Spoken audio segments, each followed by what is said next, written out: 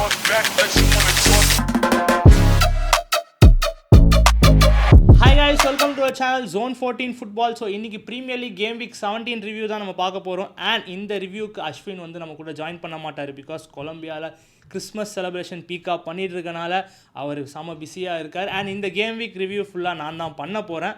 And guys, மெரி Christmas for you guys. ஏன்னா கண்டிப்பாக ஹாலிடேஸ் வருது, கண்டிப்பாக எல்லாம் லாங் லீவ்ஸ் எடுப்பீங்க. முக்கியமாக ஃபுட்பால் ஃபேன்ஸுக்கு இந்த டைம் தான் வந்து ஒரு க்ரூஷியலான டைம். ஏன்னா boxing day fixtures and new year fixtures வரும். ஸோ கண்டிப்பாக என்ஜாய் பண்ணுவோம் நம்ம எல்லாம் சேர்ந்து. பட் இந்த மேட்ச் வீக் பற்றி பேசணும்னா டெஃபினட்டாக ஃபஸ்ட்டு கேமே ஒரு தரமான game. Chelsea 2 Newcastle 2 in St James's Park. And எனக்கு தெரிஞ்சு இந்த கேம் வந்து ஃபஸ்ட் ஹாஃப் செகண்ட் ஹாஃப்னு பிரிச்சிடலாம். Because first half totally dominated by Newcastle. செமையாக ஸ்டார்ட் பண்ணியிருப்பாங்க. அதுக்கேற்ற மாதிரி நிக் வால்டெமாடா 2 கோல்ஸ் அடிச்சு 2-0 அஹெட் போவாங்க. எனக்கு தெரிஞ்ச அவள் தான் இதுகளே கேம் முடிஞ்சிருச்சுன்னு நினச்சோம். பிகாஸ் நியூகாசில் ஹோமில் 2-0 போயிட்டாங்கன்னா நியூகாசில் கண்டிப்பாக பாயிண்ட்ஸ் ட்ராப் பண்ண மாட்டாங்கன்னு நினச்சோம். But second half completely dominated by Chelsea. சரியான கம்பேக் கொடுத்து 2-2 ஆக்கிடுவாங்க. எனக்கு தெரிஞ்சு ரீஸ் ஜேம்ஸோட ஃப்ரீ கிக் பற்றி பேசி ஆகணும். அவர் வந்து ஃப்ரீ கிக் கிடச்சாலே அல்வா மாதிரி அடிக்கிறாரு. அண்ட் அந்த கோல்னால கண்டிப்பாக பூஸ்ட் கிடச்சி அடுத்தடுத்த கோல் போடுறதுக்கான மொமெண்டம் பில்ட் பண்ணாங்க செல்சி. அண்ட் அதுக்கேற்ற மாதிரி ராபர்ட் சான்சஸோட பில்டப் செகண்ட் கோலுக்கு சரியான long pass. And Joao Pedro வந்து மாலிக் தியாவை பாடி பண்ணி 2-2 ஆக்கிடுவார். அதுக்கப்புறம் செல்சிக்கு சான்சஸ் கிடைக்கும். அவங்க தான் பிரைட்டாக இருந்தாங்க. நினச்சிருந்தா இந்த கேம் ஜெயிச்சிருக்கலாம். பிகாஸ் நியூகாசில் செகண்ட் ஆஃப் கிட்டே வர முடியல சுத்தமாக. அண்ட் இந்த கேம் வந்து ட்ராவில் முடிஞ்சது வந்து எனக்கு தெரிஞ்சு ரெண்டு டீமுக்குமே வந்து மைனஸ் தான் சொல்லுவேன். ஏன்னா நியூகாசில் ஸ்டார்ட் பண்ண விதத்துக்கு கண்டிப்பாக இந்த கேம் 3 பாயிண்ட்ஸ் எடுக்கணும்னு நினச்சிருப்பாங்க. செல்சி டைட்டில் ரேஸில் இருக்காங்க. ஸோ அவங்களுக்குமே இது 2 பாயிண்ட்ஸ் ட்ராப் தான். பட் மேட்சோட நரேட்டிவ் வச்சு பார்த்தீங்கன்னா செல்சி ஒரு நல்ல கம்பேக், இதுலேருந்து பாசிட்டிவ்ஸ் எடுத்துகிட்டு போவாங்கன்னு நினைக்கிறேன். அண்ட் முக்கியமாக நிக் வால்டெமாடா பற்றி பேசியே ஆகணும். பிகாஸ் அவர் சைனிங் வந்து செம கான்ட்ரவர்ஷியலாக இருந்தது. ஏன் இவ்வளோ ஸ்பெண்ட் பண்ணுறாங்க, ஒரு ஜெர்மனி லீகில் இருக்க ஸ்ட்ரைக்கரை வந்து ஏன் இவ்வளோ காசு கொடுத்து வாங்குறாங்க, இவ்வளோ ப்ரைஸ் பண்ணி எதுக்கு, அவர் எதுவும் பெருசாக ப்ரூவ் பண்ணலேன்னு நினச்சிருந்தோம். பட் ஆனால் இவங்க நியூகாசில் சிஸ்டமுக்கு செம்மையாக சூட் ஆகிருக்காரு. இந்த season 9 goals in all competition அடிச்சிருக்காரு. அதுவும் பாதி சீசன் தான் ஆயிருக்கு. As a new player in settling in premier league கண்டிப்பாக அவர் அந்த ப்ரைஸ் டேகை வந்து இப்போவே கொஞ்சம் பாதி கரெக்ட் பண்ணிட்டாருன்னு சொல்லலாம். அண்ட் முக்கியமாக இசாக்கோட ப்ரெசன்ஸை எப்படி கவர் பண்ண போகிறான்னு சொல்லணும்னு பேசிட்டு இருந்தோம். பட் இசாக் வந்து அங்கே ஸ்ட்ரகிள் பண்ணிருக்காரு, வால்டெமாடா இங்கே ஷைன் ஆகிட்டு இருக்காரு. ஸோ கண்டிப்பாக நியூகாசில் ஃபேன்ஸ் வந்து செம ஹாப்பியாக இருப்பாங்க. அண்ட் அது நியூகாசில் ஃபேன்ஸுக்கு பாசிட்டிவ்னு வச்சுருந்தாலும் உண்மையிலே இந்த பிளேயர் பற்றி நான் வந்து பேசியே ஆகணும் முக்கியமாக. அண்ட் செல்சிக்கு ரீஸ் ஜேம்ஸோட ப்ரெசன்ஸ் எந்த அளவுக்கு இம்பார்ட்டண்ட்டாக இருக்குது நீங்களே பார்த்துருப்பீங்க. அந்த மனுஷனை நீங்கள் எங்கே போட்டாலும் ஆடுவார். ரைட் பேக் போடுறீங்களா ஆடுவார், சென்டர் பேக் போட்டாலும் ஆடுவார், மிட்ஃபீல்டில் எந்த சைட் போட்டாலும் சிஎம்மாக போட்டு ஆடுவார், ஆரமாக போட்டு ஆடுவார், எங்கே போட்டாலும் ஆடுவார். எனக்கு தெரிஞ்சு அவர் பீக் ஃபார்மில் இருக்கார். அவர் டிஃபென்சிவ்லேயும் சரி அட்டாக்கிங் வைஸும் சரி செமையாக கான்ட்ரிபியூட் பண்ணுறாரு. அந்த மனுஷனுக்கு இருக்க ஒரே பிரச்சனை என்னென்னா இன்ஜுரி ப்ரான். அவர் இன்ஜுரி ஆகி லாங் டேர்ம் போயிடுவார். அது மட்டும்தான் பிரச்சனையை தவிர்த்து அவர் டேலண்ட் வந்து செம. அதாவது அவர் சொல்லவே வேணாம். எனக்கு தெரிஞ்சு இங்கிலாண்ட்லேயே எனக்கு தெரிஞ்சு பெஸ்ட்டு ரைட் பேக் கரண்ட்டாக ரீஸ் ஜேம்ஸ் தான். ஸ்கில் வைஸாக சரி அண்ட் ரெண்டுமே அட்டாக் வைஸும் சரி டிஃபென்ஸ் வைஸும் சரி ரீஸ் ஜேம்ஸ் ரொம்ப ரொம்ப இது பண்ணுறாரு. ரீசன்ட் கேம்ஸாகவே நீங்கள் பார்த்துட்ருப்பீங்க. செல்சியை வந்து கண்டிப்பாக அவர் கேப்டன் மெட்டீரியல்னு சொல்கிறது தப்பே இல்லை. Going on to the next game, spruce 1 Liverpool 2 in spruce stadium. And இதுதான் வந்து மோஸ்ட் கோல் ஸ்கோரிங் ஃபிக்சர் இன் ப்ரீமியர் லீக். ஸோ இந்த கேம் வீக் வந்து கண்டிப்பாக இன்ட்ரெஸ்டிங்காக போகுதுன்னு மேட்ச்சுக்கு முன்னாடியே தெரிஞ்சிச்சு. பட் இந்த கேம் பற்றி சொல்லணும்னா ஸ்பர்ஸ் வந்து 11 பேர் வச்சு கேமை முடிக்கிறதில்ல, அவங்களுக்கு இஷ்டமே இல்லை. பிகாஸ் 2 ரெட் கார்டு வாங்கி 9 மேன் வச்சு தான் இந்த கேமை முடித்தாங்க. அண்ட் அவர் ஃபஸ்ட்டு ரெட் கார்டான ஜாபி சிமோன்ஸ் வந்து 38 மினிட்லேயே ஒரு ரெக்லஸ் சேலஞ்ச் வேண்டைக்கை இது பண்ணி அதுக்கப்புறம் 38 மினிட்லேயே ரெட் கார்டு வாங்கி 10 மேன் டவுன். ஆனாலும் ஸ்பர்ஸ் வந்து ஸ்டெடியாக தான் ஆடிட்டு இருந்தாங்க. அந்த கேமில் வந்து பேக் ஃபுட்டே எடுக்கலை. ஓகே 0-0ன்னு போயிட்டு இருந்துட்டு ஃபஸ்ட் ஹாஃப் முடிஞ்சிச்சு. பட் செகண்ட் ஹாஃபில் கேப்டன் ரொமேரோ வேலையை பார்த்து விட்டார். சரியான ஒரு மிஸ்டேக், அதாவது ஒரு செம மிஸ்பாஸ்னால அதை வந்து டிரான்சிஷனில் கன்வெர்ட் பண்ணி வேர்ட்ஸ் அசிஸ்ட் போட்டு இசாக் சப்பா வந்து ஒரு கோல் அடித்தார். பட் அந்த மனுஷன் கோல் அடித்த உடனே ஒரு சரியான இன்ஜுரி ஆகி வெளியே போயிட்டார், which is a worrying sign for Liverpool. But அதுக்கப்புறம் சும்மா விடல, இக்கிட்டிக்கே அவர் ஃபார்மை வந்து இன்னும் கண்டினியூ பண்ணி 2-0 ஆகிட்டு போயிட்டாங்க லிவர்பூல். ஸோ இந்த கேம் கம்ஃபர்டபுளாக லிவர்பூல் ஜெயிக்க போகிறாங்க அப்படின்னு நம்ம நம்பிட்டு இருந்தோம். பட் ஆனால் அதுதான் இல்லை, ஸ்பர்ஸ் வந்து கேமுக்குள்ளே வந்தாங்க பை ரிச்சார்லிசன் கோல் 2-1 ஆச்சு. ஆக்சுவலி இந்த கேம் செம்ம இன்ட்ரெஸ்டிங்காக போச்சு. டிஸ்பைட் வந்து ஸ்பர்ஸ்க்கு வந்து ரெட் கார்டு வாங்கினாலும் ஆனால் அதுக்கப்புறம் அவங்க கேமுக்குள்ளே வந்திருக்கலாம். ஆனால் திருப்பி அவங்க கேப்டன் ரொமேரோ வந்து இந்த கேமை நான் முடிச்சு விட்டு தாண்டா போவேன்னு சொல்லிட்டு முடிவு பண்ணிட்டாரு. அதுக்கேற்ற மாதிரியே second yellow, first yellow dissent வாங்கியிருப்பார். செகண்ட் எல்லோ வந்து கொனாட்டே அவன் தான் சேலஞ்ச் போட்டான். வாங்கி ஃப்ரீ கிக் ஆடுறதை விட்டு போட்டு காலால் உதச்சி இது பண்ணி தேவையில்லாத ரெட் கார்டை வாங்கி அவர் வெளியே போனதுக்கப்புறம் சுத்தமாக கேம் கண்ட்ரோல் அவுட் ஆகிடுச்சு. அண்ட் லிவர்பூல் வந்து அவங்க அன்பீட்டன் ஸ்ட்ரீக்கை மெயின்டைன் பண்ணுறாங்க ப்ரீமியர் லீக்கில். ஸோ அவங்க பாயிண்ட்ஸ் எடுத்து இப்போ வந்து டாப் 6க்குள்ளே வந்துட்டாங்க. கண்டிப்பாக லிவர்பூலுக்கு வந்து ஒரு குட் சைன்ஸ். பட் ஆனால் இதை பற்றி நம்ம மென்ஷன் பண்ணியோன்னா ஸ்பர்ஸோட டிசிப்ளின் ரெக்கார்ட் ரொம்ப வஸ்ட்டாக இருக்குது இந்த சீசன். அண்ட் இந்த மேட்சே பார்த்துட்டிங்கன்னா 2 ரெட் கார்டு வாங்கியிருப்பாங்க. ஜாபி சிமோன்ஸ் ரெட் கார்டுமே வந்து வஸ்ட் சேலஞ்ச். அண்ட் அவங்க கேப்டன் வந்து எனக்கு தெரிஞ்சு கேப்டனாக இருக்க லாய்க்கே இல்லைன்னா சொல்லலாம். கிறிஸ்டியன் ரொமேரோ வந்து இந்த சீசன் பார்த்தீங்கன்னா 8 எல்லோ கார்ட்ஸ் அதிகம், அதாவது எந்த பிளேயரும் இந்த அளவுக்கு அதிகமாக இந்த சீசன் வச்சில்ல. அண்ட் முக்கியமாக இந்த மேட்ச் எந்த அளவுக்கு அஃபெக்ட் பண்ணார்னா ஒரு மிஸ்டேக் போட்டார். அது மட்டும் இல்லாமல் டிசென்ட் பண்ணி ஒரு எல்லோ கார்டு வாங்கினார் தேவையே இல்லாமல். அண்ட் அது மட்டும் இல்லாமல் அதுக்கப்புறம் இன்னொரு கேவலமான ஒரு வேலையை பார்த்து விட்டார் கொனாட்டேட்ட, which is second yellow and red card. So ஒரு கேப்டனாக இருந்துட்டு ஏற்கனவே 10 பேர் வச்சு ஆட்டிருக்கோம், நீ பண்ணுற வேலைனால 9 பேர் ஆயிடுச்சு. இதில் நீங்கள் பார்த்தீங்கன்னா ரிச்சார்ட்சன் கோல் வச்சுட்டு சும்மா வந்திருக்க மாட்டார், அவர் போட்டு எக்கிட்டிக்கே போட்டு அமுக்குவார். எதுக்குடா ஃபுட்பால் ஆடுறதை விட்டு கண்டதை பண்ணிட்டுருக்கீங்கடா நீங்கள். ஆனால் ஸ்பர்ஸ் ஆனால் என்னமோ ஆர்சனல் ஃபேனாக உங்கள் டவுன்ஃபால் பார்க்குறதுக்கு எப்போதுமே ஹாப்பி தான். ஸோ நீங்கள் ஏதோ பண்ணுங்கள், தோற்று போங்க ஏதோ. Okay, going on to the next game. Everton 0, Arsenal 1 in Hill Dickinson stadium. So Arsenal திருப்பி ஒரு நேரோ வின் பண்ணியிருக்கோம். எனக்கு தெரிஞ்சு இந்த வின்னை ஃபுல்லாக செலிப்ரேட் பண்ணுற மாதிரியே இல்லை, பிகாஸ் சிட்டி வந்து சேஸ் பண்ணுறாங்க நம்மள. ஸோ ஆர்சனல் ஃபேன்ஸாக ஆகிய நம்ம வந்து என்ன எதிர்பார்ப்போம், கொஞ்சம் பிரைட்டாக ஆடி கொஞ்சம் கம்ஃபர்டபுளாக சில கேம்ஸை முடிக்கலாம்னு நினைப்போம். பட் இந்த கேம் அப்படி கிடையாது.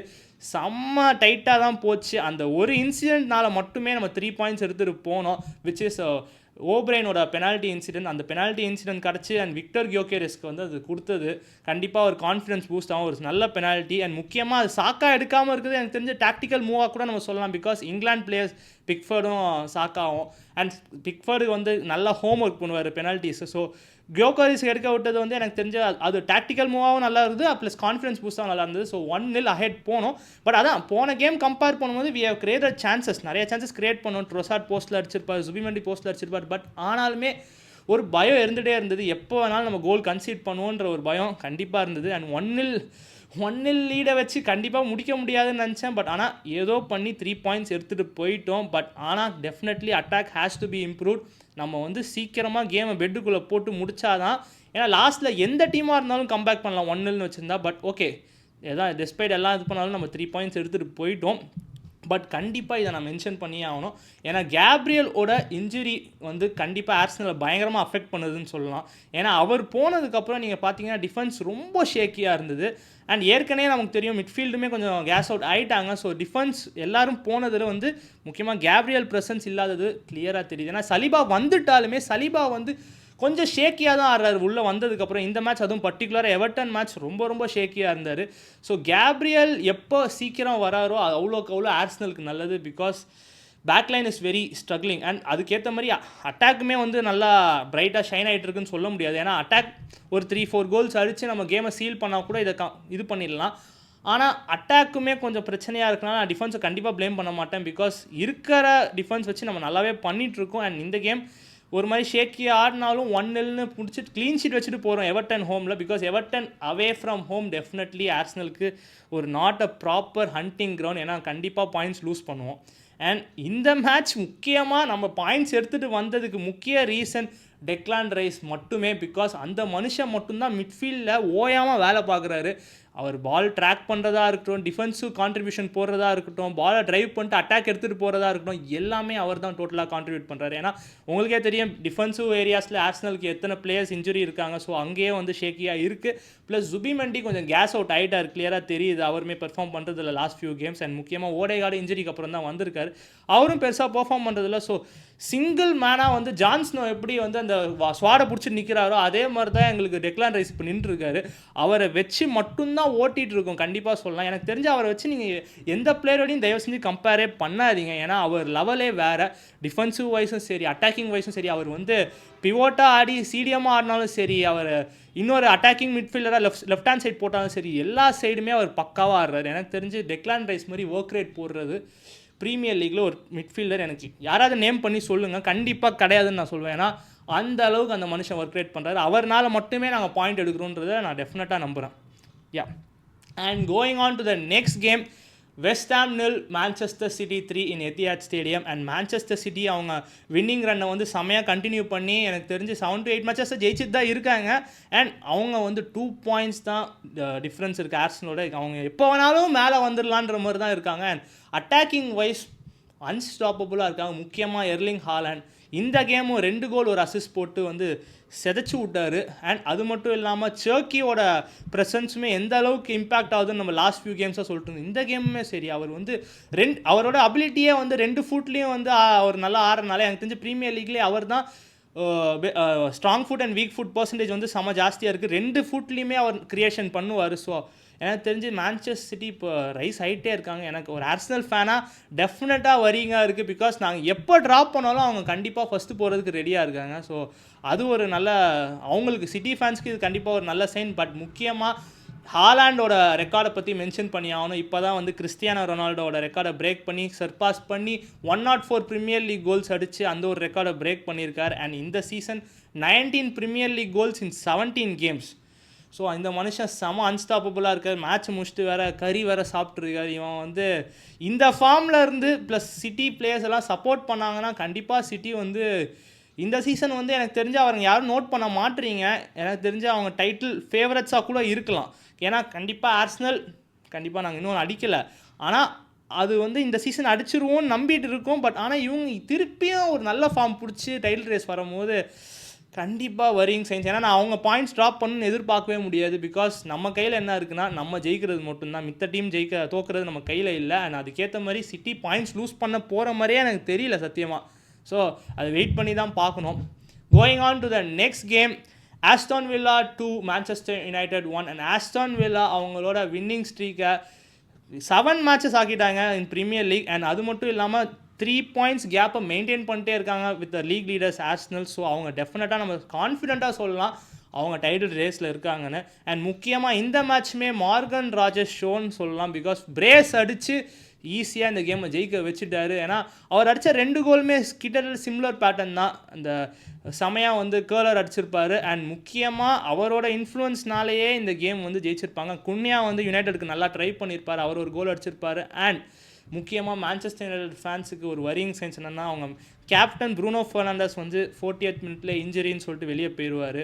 ஸோ அது கண்டிப்பாக யுனைடெட் ஃபேன்ஸுக்கு worrying signs. And Aston Villa கண்டிப்பாக மென்ஷன் பண்ணணும். ஏன்னா அவங்க வந்து பாயிண்ட்ஸ் ட்ராப் பண்ணுவாங்கன்னு நினச்சேன் இந்த கேம். பிகாஸ் யுனைடெட் வந்து கொஞ்சம் நல்லா, அதாவது அவங்க கேம் என்டர்டெய்னிங்காக போகும் யூஸ்வலாக. ஏன்னா லாஸ்ட் கேம் இப்போ ப்ரோன்மூத்தோட 4-4. அதுக்கு முன்னாடி நிறைய கேம்ஸ் வந்து ஷேக்கியாக, சில கேம்ஸ் அவையில் போய் ஜெயிச்சிருப்பாங்க, சில கேம் எவர்டனோட ரெட் கார்டு வாங்கி தோற்றுருப்பாங்க. ஸோ அன்பிரடிக்டபுளாக இருப்பாங்க யுனைடெட். ஸோ கண்டிப்பாக இது ஒரு டெஸ்டிங் கேம் நினச்சேன். பட் ஆனால் ஆஸ்டன் வில்லா திருப்பியும் அவங்க ரெசிலியன்ஸ் பண்ணி எனக்கு தெரிஞ்சு 3 points எடுத்துகிட்டு போயிட்டாங்க. ஸோ கண்டிப்பாக அவங்க நெக்ஸ்ட்டு 2 ஃபிக்சர்ஸ் கண்டிப்பாக வாட்ச் பண்ணி ஆகணும். ஏன்னா செல்சி அண்ட் ஆர்சனல் ஆட போகிறாங்க. அவங்க தான் வந்து இப்போ வந்து முக்கியமான மேட்ச் அவங்களுக்கு கண்டிப்பாக. இந்த 2 கேம் அவங்க ஜெயிச்சாங்கன்னா ஒரு பெரிய ஸ்டேட்மெண்ட் லீகுக்கே. ஏன்னா அதுக்கப்புறம் உண்மையிலே ஆஸ்டன் வில்லா இன்னும் சீரியஸாக கன்சிடர் பண்ணணும். ஏன்னா இப்போவே நீங்கள் பார்த்தீங்கன்னா செல்சிக்கும் அவங்களுக்கும் ஒரு 7 points கேப் கிரியேட் ஆயிடுச்சு. ஸோ நெக்ஸ்ட் கேமும் செல்சி ஜெயிச்சிட்டாங்கன்னா 10 points ஆயிரும். எனக்கு தெரிஞ்சு டெஃபினட்டாக அவங்க டாப் 3லே முடிச்சிருவாங்க இந்த சீசன். ஸோ வெயிட் பண்ணி பார்க்கலாம் அவங்க என்ன பண்ணுறாங்கன்னு. Coming on to the next game, Leeds United 4 Crystal Palace 1 in Elland Road. And Elland ரோட்டில் லீட்ஸ் யுனைடெட் டெரிஃபிக்காக பெர்ஃபார்ம் பண்ணுறதுக்காக அவங்க ஃபார்ம் நல்லா மெயின்டைன் பண்ணி ட்ராப் ஜோன்லேருந்து நல்லாவே மேலே வந்துட்டாங்க. அதுக்கு முக்கிய காரணம் Dominic Calvert Lewin last 5 consecutive Premier league game score பண்ணியிருக்காரு. அண்ட் இந்த கேம் ஒரு பிரேஸ் அடிச்சிருக்காரு. ஸோ அவர் வந்து பழைய ஃபார்முக்கு வந்துட்டார். அந்த எவர்டன் ஓல்ட் டேஸில் இந்த ஃபார்மில் இருக்க ஃபார்ம் வந்து இப்போ வந்து லீட்ஸுக்கு கொடுத்துட்ருக்காரு. அண்ட் அது மட்டும் இல்லாமல் அவங்க கேப்டன் ஈத்தான் எம்பர்டோவோட ஃபர்ஸ்ட் பிஎல் கோல். ஸோ எனக்கு தெரிஞ்ச Leeds United flying high. And crystal palace மாதிரி ஒரு டிஃபென்சிவ் சைடு 4-1 ஜெயிக்கிறது டெஃபினட்டாக ஒரு ப்ரொமோட்டிங் சைடான லீட்ஸுக்கு வந்து ஒரு பெரிய ரிசல்ட். அண்ட் கண்டிப்பாக அவங்க வந்து கொஞ்சம் கொஞ்சமாக அவங்க ட்ராப் ஜோன் விட்டு வெளியே வந்து டாப் 10க்கு ஃபைட் பண்ணலாம். இந்த ஃபார்மில் இருந்தாங்கன்னா அவங்களுக்கு கண்டிப்பாக யூஸ்ஃபுல்லாக இருக்கும். அண்ட் கிறிஸ்டல் பேலஸோட டிப்பு எனக்கு சத்தியமாக தெரில. ஏன்னா லாஸ்ட் மேட்ச் மேன் சிட்டியோட 3-0 தோற்றுருந்தாலும் அவங்க நல்லா பிரைட்டாக ஆடி இருப்பாங்க. பட் இந்த கேம் சுத்தமாக அவங்க கேமில் இல்லை. ஏன்னா ஃபஸ்ட்டு 2 கோல்ஸ் லாங் த்ரோவில் போச்சு. அண்ட் அடுத்தது ஒரு கார்னரில் போச்சு. அதுக்கப்புறம் 4th கோல் ஃப்ரீ கிக்கில் போச்சு. எனக்கு தெரிஞ்சு எல்லாமே ஒரு டெட் பால் சிச்சுவேஷனில் தான் எனக்கு கோலே போயிடுச்சு. இவங்க கண்டிப்பாக பெட்டராக டிஃபென்ஸ் பண்ணியிருப்பாங்களே இந்த மாதிரி சிச்சுவேஷன்ஸ். பட் ஏன் இந்த மேட்ச் பண்ணலன்னு எனக்கு தெரில. ஓகே, கண்டிப்பாக நெக்ஸ்ட் கேம்ஸில் பார்க்கலாம் என்னென்னு. Going on to the next game, Brayton 0 சண்டர்லாண்ட் 0. So இந்த கேம் வந்து ஒரு ஸ்டேல்மேட்டாக முடிஞ்சிருச்சு கண்டிப்பாக. ஆனால் கேம் செம இன்ட்ரெஸ்டிங்காக போச்சு. ரெண்டு டீமுமே வந்து மோர் தென் 15 ஷாட்ஸ் அடிச்சிருப்பாங்க. அண்ட் அவங்களுக்கு எக்ஸ்ஜியுமே செம ஸ்ட்ராங்காக இருந்தது. And Brighton possession wise dominate பண்ணுவாங்க நமக்கு கிளியராக தெரியும். பிகாஸ் அவங்க பால் வச்சு நல்லா ஆடுவாங்க அண்ட் பொசிஷன் பேஸ்ட் டீம் தெரியும். பட் சண்டர்லேண்ட் எப்படியாவது கவுண்டரில் போய் அடிச்சிருப்பாங்க. பிகாஸ் வேர்புருகன் இல்லைனா அந்த கேம் கண்டிப்பாக சண்டர்லேண்ட் ஜெயிச்சிருப்பாங்க. அந்த அளவுக்கு நல்லா சேவ்ஸ் பண்ணியிருப்பார். ஒரு man of the match performance போட்டிருப்பார். பட் இந்த மேட்சோட ரிசல்ட்னால எனக்கு தெரிஞ்ச ரெண்டு டீமுக்குமே அது வந்து நான் பாசிட்டிவ்னு சொல்ல மாட்டேன். ரெண்டு டீமுக்குமே பாயிண்ட்ஸ் ட்ராப் தான். பிகாஸ் ரெண்டு டீமே வந்து இப்போ டாப் 10ல் இருக்காங்க. அண்ட் 3 பாயிண்ட்ஸ் எடுத்தால் தான் அவங்க மேஜர் எஃபெக்ட்ஸ் பண்ண முடியும். ஏன்னா அவங்க ஒரு யூரோப்பியன் ஸ்பாட்ஸில் முடிக்கணும்னா கண்டிப்பாக 3 பாயிண்ட்ஸ் இஸ் மஸ்ட். அண்ட் கண்டிப்பாக பிரைட்டன் ஃபீல் பண்ணுவாங்க because it's a home game for them. Okay, going on to the next game. Bournemouth 1 Burnley 1 in Vitality Stadium. So Bournemouth வந்து ஷேக்கி ஃபார்ம் இன்னும் மெயின்டைன் ஆகிட்டு தான் இருக்குது. அவங்க இன்னும் வின் பண்ணாமல் இருக்காங்க. அண்ட் முக்கியமாக இதில் ஒரே பாசிட்டிவ் என்னன்னு சொல்லலாம்னா ஆண்டான் செமனியோ அவங்களோட ஸ்டார் வந்து இன்ஜுரிக்கு அப்புறம் வந்து இப்போ கோல்ஸ் அடிச்சிட்டு இருக்காரு. இந்த மேட்ச்மே ஒரு நல்ல கோல் அடித்து 1-0 போயிருப்பாங்க. பட் அர்மாண்டோ ப்ரோஜா 98 மினிட்ல கண்டிப்பாக ஈக்குவலைஸ் பண்ணி போர்ன்மவுத் அப்செட் பண்ணிட்டாருன்னா சொல்லலாம். அண்ட் இந்த ஒரு பாயிண்ட் கண்டிப்பாக போர்ன்மவுத்துக்கு யூஸ்ஃபுல்லாக இருக்காது. பட் பர்ன்லிக்கு செம யூஸ்ஃபுல்லாக இருக்கும். ஏன்னா அவங்க ட்ராப் ஜோனில் இருக்காங்க. ஒரு பாயிண்ட் ரொம்ப க்ரூஷியல். பட் ஆனால் அந்த ஒரு பாயிண்ட்டுமே ஓகே, எதுவுமே எடுக்காமல் இருக்கிறதுக்கு ஒரு பாயிண்ட் எவ்வளோ பெட்டர். பிகாஸ் அவங்களுக்கு மேலே நீங்கள் பார்த்தீங்கன்னா ஃபாரஸ்ட்டும் லீட்ஸும் எல்லாமே பாயிண்ட் எடுத்துகிட்டே இருக்காங்க. ஒரு பெரிய கேப்பே க்ரியேட் பண்ணிட்டாங்க. ஸோ அவங்களுக்கு டெஃபினட்டாக 3 பாயிண்ட்ஸ் முக்கியம். பட் அவே ஃப்ரம் ஹோம் போகிறனால பெருசாக எதிர்பார்க்க முடியாது. பட் ஆனாலும் கடைசியில் ஒரு பாயிண்ட் எடுத்துகிட்டு வந்தனால ஓகே, அவங்க வந்து இன்னும் ஒரு ஏதாவது பண்ணி உள்ளே இருந்துடலான்னு பார்க்குறாங்க. Let's see Scott Parker team வந்து அதுக்கு அடுத்த கேம்ஸ்லாம் ரைஸ் ஆகிறாங்களா.